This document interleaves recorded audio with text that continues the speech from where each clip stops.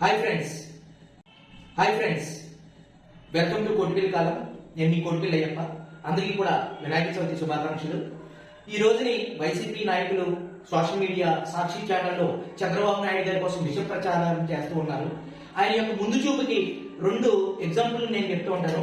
2017లో మొట్టమొదటిసారిగా కృష్ణలంక యనమదూరు రామలింగేశ్వర నగర్ లో retaining wall కి ప్రతిపాదన తీసుకొచ్చి ఆ రిటైనింగ్ వాల్ ని ప్రారంభించినటువంటి మొట్టమొదటి వ్యక్తి చంద్రబాబు నాయుడు గారు.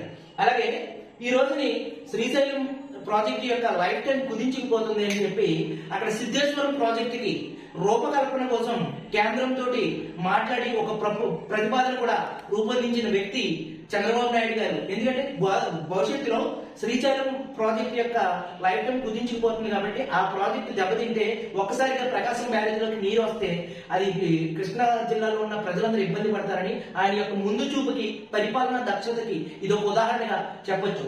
అందువల్ల ఆయన ఏం చేశారంటే ఆల్మట్టి ప్రాజెక్టు అప్పర్ భద్ర అని చెప్పి కృష్ణానది మీద ఎగువన ఉన్నటువంటి ప్రాజెక్టు యొక్క రూపకల్పన కూడా అధ్యయనం చేసి సిద్ధేశ్వరం ప్రాజెక్టుకి రూపకల్పన చేసినటువంటి వ్యక్తి, శ్రీశైలం ప్రాజెక్టుకి అనుసంధానంగా కడుతున్న వ్యక్తి చంద్రబాబు నాయుడు గారు. అలాగే 2017లో కృష్ణలంక యనమదూరు రామలింగేశ్వర నగర్ లో ఈ రిటర్నింగ్ వాళ్ళకి ప్రతిపాదన చేసి అది ఎలా కట్టాలని చెప్పి ఈ రోజుని కృష్ణలంకలో వరదలు నివారించినటువంటి అపర భగీరథుడిగా మన చంద్రబాబు నాయుడు గారిని మనం చూడవచ్చు.